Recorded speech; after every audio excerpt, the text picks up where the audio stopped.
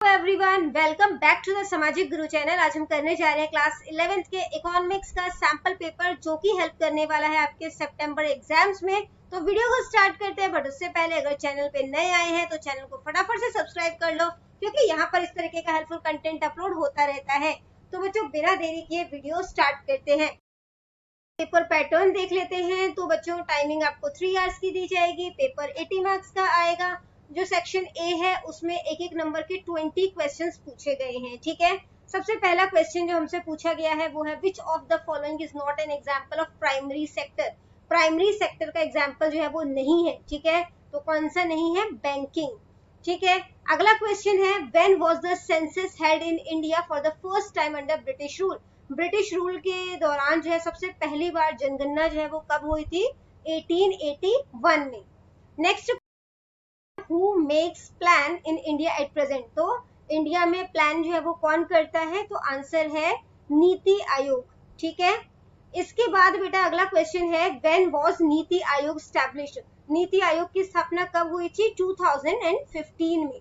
ठीक है, अगला क्वेश्चन है, इकोनॉमिक रिफॉर्म्स 1991 रेफर टू। तो इकोनॉमिक रिफॉर्म जो 1991 में हुआ था उसमें 3 चीजें इंक्लूड की गई थी, जिसको कि हम लोग एलपीजी नाम से जानते हैं, लिबरलाइजेशन, प्राइवेटाइजेशन और ग्लोबलाइजेशन। तो आंसर हो जाएगा all of the above.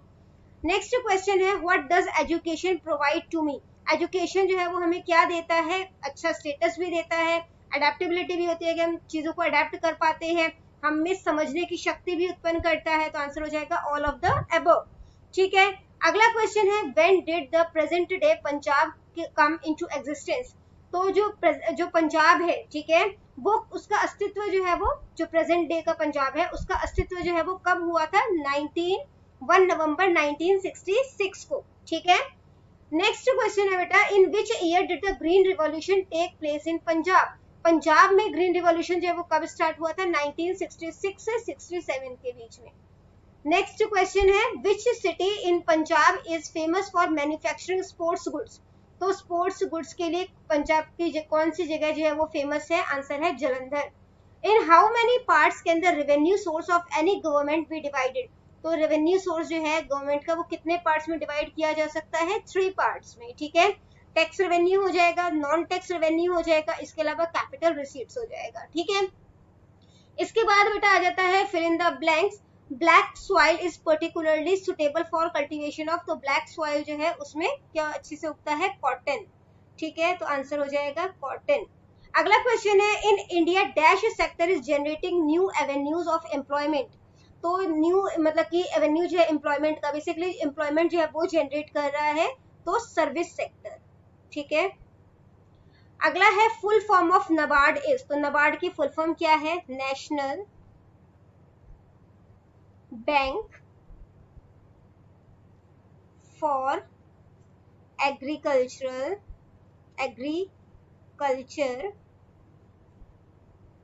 And rural development. ठीक है, इसके बाद अगला क्वेश्चन है, गुड्स एंड सर्विसेज टैक्स। तो गुड और जो सर्विस टैक्स होता है वो किस तरीके का टैक्स है? तो ये इनडायरेक्ट टैक्स होता है। ठीक है, इनडायरेक्ट। अगला क्वेश्चन है, wheat is a dash crop. तो व्हीट जो है वो किस तरीके का क्रॉप है? रबी क्रॉप। ठीक है, इसके बाद बेटा आपको बोला गया है, ट्रू फॉल्स है, Punjab is called the sugar bowl of India. गलत है, Punjab sugar bowl of India नहीं है। Sugar bowl of India UP को कहा जाता है, Punjab food bowl of India है। ठीक है, इसके बाद अगला क्वेश्चन है बेटा, there are total 23 districts in present Punjab. Total 23 district है पंजाब में। ठीक है, तो ये ट्रू है। नेक्स्ट है, Chipko movement aimed at protecting forest in the Himalaya.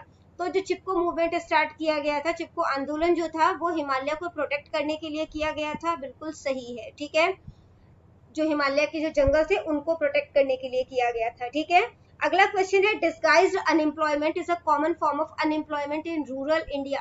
तो जो रूरल इंडिया है, ठीक है, यानी जो पिंड वगैरह है, वहां पर जो डिस्गाइज्ड अनएम्प्लॉयमेंट है वो ज्यादा देखने को मिलती है। बिल्कुल सही है। नेक्स्ट है, local area bank was started in 1996। Local area bank जो है वो 1996 से स्टार्ट किया गया था। ये भी स्टेटमेंट सही है। ठीक है, इसके बाद बेटा आ जाता है सेक्शन बी। यहाँ पे जो है किसी 13 क्वेश्चन को आपने अटेम्प्ट करना है, 2-2 नंबर के ये क्वेश्चन है, ठीक है। सबसे पहला क्वेश्चन हमसे पूछा गया है वो है for which product was India well not before British rule.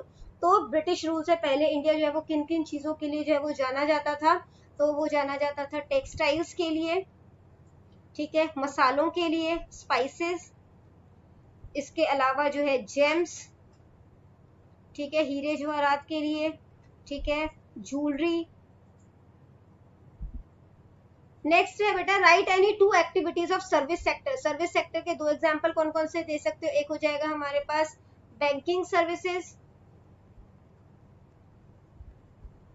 ठीक है, और दूसरा हम ले लेते हैं एग्जांपल आईटी सर्विसेज का, ठीक है। इसके बाद है what are small scale industries. Small scale industries क्या होती है? वो इंडस्ट्री होती है बेसिकली जिसमें इन्वेस्टमेंट कम लगा हो, ठीक है, जिनकी प्रोडक्शन कैपेसिटी जो है वो भी कम होती है, और बेसिकली ये वहाँ के लोकल एम्प्लॉयमेंट जो है उसको हायर करते हैं, ठीक है। तो मतलब बेसिकली लोकल लोगों को जो है वो एम्प्लॉयमेंट जो है वो देते हैं, रोजगार देते हैं, ठीक है। तो स्मॉल स्केल इंडस्ट्री के लिए 3 चीजें जो हमें ध्यान रखनी है वो क्या है? इनका इन्वेस्टमेंट जो है वो लिमिटेड होगा, प्रोडक्शन कैपेसिटी इनकी कम होती है, और ये आसपास के एरिया से ही जो है वो लोगों को रोजगार देते हैं, ठीक है। अगला क्वेश्चन है name any 2 reforms adopted under the policy of liberalisation. Liberalisation की पॉलिसी में 2 कौन कौन से सुधार जो है वो किए गए थे? तो इस टाइम पर बेटा एक तो एफडीआई पॉलिसी स्टार्ट की गई थी, ठीक है, जिसको हम लोग फॉरेन डायरेक्ट इन्वेस्टमेंट पॉलिसी कहते हैं, ठीक है। एफडीआई पॉलिसी जो है वो स्टार्ट हुई थी, और दूसरा जो है जो गवर्नमेंट जो रिस्ट्रिक्शन लगाती थी, ठीक है, बिजनेस पे, उसको कम कर दिया गया था, ठीक है। तो आप इसको लिख सकते हो ऐसे reducing government restriction of business, ठीक है। तो बिजनेस पे जो रिस्ट्रिक्शन लगाती थी उसे जो है वो कम कर दिया गया था। अगला क्वेश्चन है व्हाट इज आयुष। आयुष जो है वो क्या है? तो इसका फुल फॉर्म लिख लेना आप, Ayurveda, Ayurveda, yoga and naturopathy, naturopathy, ठीक है। इसके बाद है यूनानी सिद्ध, ये इसका आंसर है, इसको अलग कर देते हैं, यूनानी। इसके बाद जो है वो क्या है? सिद्ध एंड होम्योपैथी, ठीक है बेटा, होम्योपैथी। अगला क्वेश्चन है give the meaning of rural development. तो रूरल डेवलपमेंट जो है वो क्या होता है? बेसिकली हम यहाँ पे रूरल एम्प्लॉयमेंट की मतलब कि रूरल डेवलपमेंट बेसिकली क्या है? रूरल होता है पिंड, ठीक है, जो गांव का एरिया होता है, तो वहां पर जब लोगों की लाइफ स्टाइल जो है उसमें सुधार आएगा, ठीक है, वहां के जो है इकोनॉमिक जो स्टेटस है, ठीक है, इकोनॉमिक वेलबींग है, उसमें सुधार आएगा, तो हम कहेंगे कि रूरल डेवलपमेंट हुआ है, ठीक है ना। इसके बाद बेटा अगला क्वेश्चन है कि कैजुअल लेबरर जो है वो किन्हें कहा जाता है? तो कैजुअल लेबरर जो है ना बच्चों, ये वो वर्कर होते हैं जो कि टेम्पररी बेसिस पर जो है वो एम्प्लॉयड होते हैं, ठीक है, उनको मतलब थोड़े टाइम के लिए जो है वो रखा जाता है, रेगुलर इनकम नहीं होती इनकी, इरेगुलर बेसिस पर रखा जाता है, और इनको जो है वो लॉन्ग टर्म कॉन्ट्रैक्ट नहीं होता, ये शॉर्ट टर्म कॉन्ट्रैक्ट होगा, और जॉब सिक्योरिटी जो है वो बेसिकली नहीं होती, ठीक है। तो एक बार दोबारा लिख लेते हैं, कैजुअल लेबर जो है वो किसे कहते हैं? ये वो वर्कर्स होते हैं जो कि टेम्पररी, जिनको कि एम्प्लॉय किया जाता है, मतलब थोड़े टाइम के लिए काम दिया जाएगा, इरेगुलर बेसिस पर इनको काम मिलता है, ठीक है। अगला क्वेश्चन है name the energy resources which are free from pollution. Pollution से फ्री जो मतलब कि जो एनर्जी सोर्सेज है वो कौन कौन से हैं? तो सोलर एनर्जी हो जाएगा, ठीक है, सोलर एनर्जी। इसके अलावा आप लोग लिख सकते हो विंड एनर्जी, ठीक है, विंड एनर्जी। इसके अलावा जियोथर्मल एनर्जी हो जाएगा, ठीक है, जियोथर्मल एनर्जी। इसके अलावा हाइड्रो पावर हो सकता है, ठीक है। अगला क्वेश्चन है इन्वायरमेंट जो है वो क्या होता है? तो इन्वायरमेंट में जो नेचुरल चीजें हैं, जो ह्यूमन मेड यानी कि नेचुरल और अननेचुरल चीजें हैं, ठीक है, वो सारे मिलाकर जो है वो हमारा इकोसिस्टम बनाता है जो कि लाइफ को सपोर्ट करे, तो वो इन्वायरमेंट बन जाएगा, ठीक है। इसके बाद बेटा अगला क्वेश्चन है what is meant by Doab area. Doab area क्या होता है? देखो दो है यहाँ पे, इसका मतलब हो गया 2, आब का मतलब होता है वाटर, ठीक है। तो दोआब जो है वो बेसिकली वो लैंड होता है जो कि दो रिवर के बीच लाई करता है, ठीक है। तो आंसर तो 25 to 30 वर्ड्स में लिखना है, बट आपको समझाने के लिए मैं बता देती हूँ। जो लैंड है, ठीक है, लैंड सिचुएटेड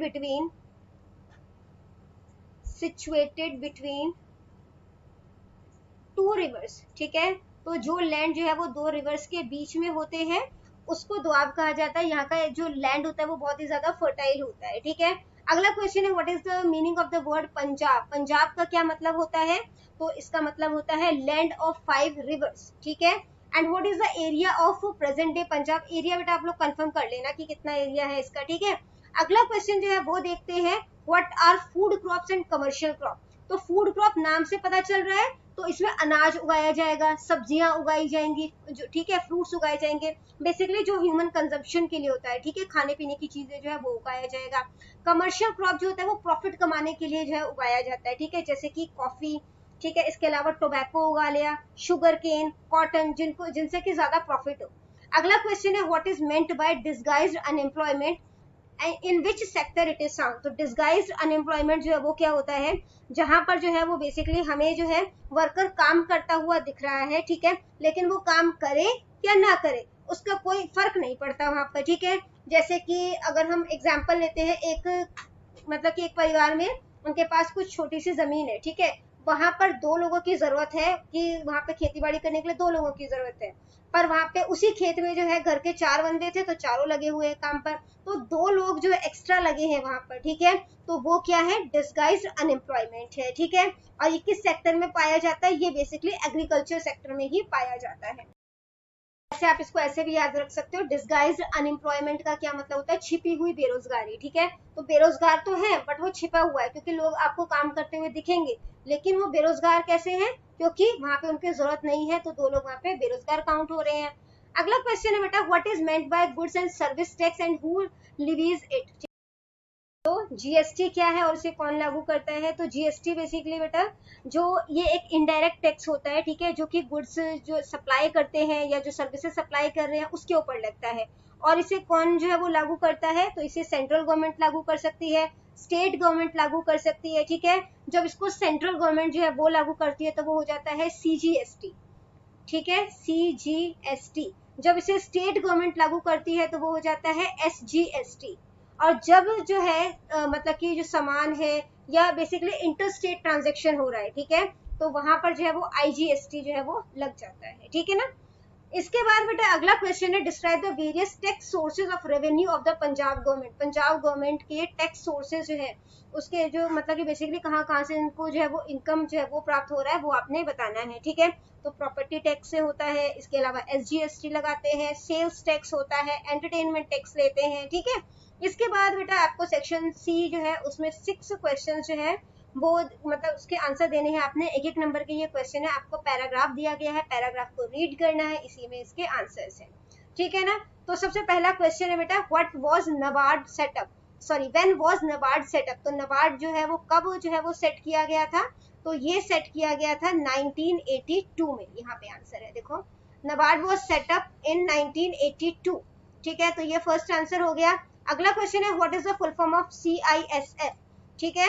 तो सीआईएसएफ की फुल फॉर्म जो है वो क्या है? तो कम्युनिटी इन्वेस्टमेंट सपोर्ट फंड, ठीक है ना बेटा। तो ये हो गया आपका आंसर नंबर 2। अगला क्वेश्चन है give 2 example of multi agency institution. Multi agency institution के जो है अपने एग्जांपल जो है वो देने हैं, ठीक है। तो इसका एग्जांपल जो है अपने पैराग्राफ एक बार रीड कर लेना, मैं आंसर लिख देती हूँ यहाँ पे, ठीक है। तो वो है एक कमर्शियल बैंक है, कमर्शियल बैंक, और दूसरा है commercial banks and regional rural banks, ठीक है, रीजनल रूरल बैंक्स, ठीक है। इसके बाद जो है नेक्स्ट क्वेश्चन जो है वो देखते हैं, जो कि है what is the aim of renovating the fund of एसएचजीज, ठीक है। एसएचजीज जो है, ठीक है, वो किस तरीके से जो है वो हेल्प करता है तो वो देखते हैं। तो बेटा थोड़ा सा यहाँ पे ना चेंज कर लेना, ठीक है। Self employment for income generation, इससे आगे आप लिख लेना यहाँ पे टू प्रोवाइड है ना, यहाँ पे लिखा हुआ है वैसे तो, पर इसको हम अपने लैंग्वेज में थोड़ा सा लिख रहे हैं। To provide financial support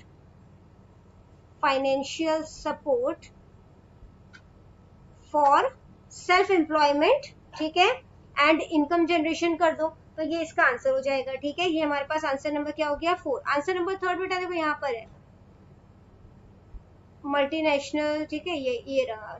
the multinational institutional structure of rural banking today consists of multi-agency institution, namely commercial bank, regional rural bank, cooperative and land development banks। ठीक है, तो ये था आपका आंसर नंबर 3। इसके बाद आंसर नंबर 5, क्वेश्चन नंबर 5 देखते हैं। What is the full form of SHG, तो वो यहाँ पर लिखा हुआ है, ठीक है, सेल्फ हेल्प ग्रुप्स। तो ये हो गया आपके पास आंसर नंबर 5। क्वेश्चन नंबर 6 देखते हैं। How many women became members of SHG in India till 2019, तो कितने वुमेन जो है उन्होंने एनरोल किया है।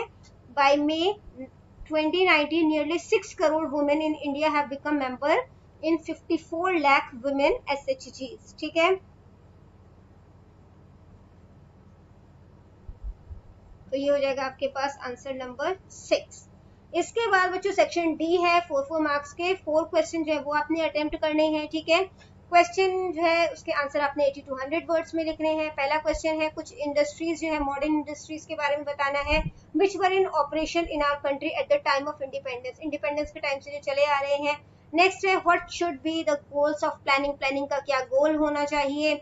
इसके अलावा पंजाब की एग्रीकल्चर जो है उसके मेन फीचर्स क्या है वो बताना है। वेरियस टैक्स और नॉन टैक्स सोर्सेज जिससे कि पंजाब गवर्नमेंट को इनकम होती है, ठीक है, उनका रेवेन्यू आता है, वो बताना है। पंजाब की right a note on the importance of forest in the economy of Punjab, तो फॉरेस्ट का क्या इंपॉर्टेंस है पंजाब की इकोनॉमी में वो आपने बताना है। ठीक है, सेक्शन ई जो है इसमें आपको इंटरनल चॉइसेस दी गई हैं, 6 नंबर के क्वेश्चन है। ग्रीन रिवॉल्यूशन क्या है, इसको किस तरीके, व्हाई वाज इट इम्प्लीमेंटेड, इसको क्यों इम्प्लीमेंट किया गया था और इसके बेनिफिट्स किसानों को क्या है वो एक्सप्लेन करना है। या तो नेक्स्ट क्वेश्चन अटेम्प्ट करो, mention in detail different categories of employment generation programmes undertaken by the Indian government, Indian government ने रोजगार देने के लिए, ठीक है, कौन कौन से जो है वो प्रोग्राम स्टार्ट किए हैं उसके बारे में डिटेल से बताना है। ठीक है, क्वेश्चन नंबर 2 है explain the condition of agriculture sector under British rule, British rule के अंदर एग्रीकल्चर सेक्टर की क्या कंडीशन थी वो आपने जो है वो बतानी है। या तो नेक्स्ट क्वेश्चन अटेम्प्ट करो, what do you understand by human capital formation, human capital formation से आप क्या समझते हो। Describe in detail the source of human capital, और ह्यूमन कैपिटल के जो सोर्सेज हैं वो आपने बताने हैं। तो बच्चों ये वीडियो हो जाती है हमारी यहीं पे खत्म। इनकेस आपको कोई भी डाउट है तो आप कमेंट सेक्शन में क्वेश्चन कीजिए, आपको रिप्लाई करने की पूरी कोशिश करूंगी। Thank you very much and all the best for your exams. Bye bye.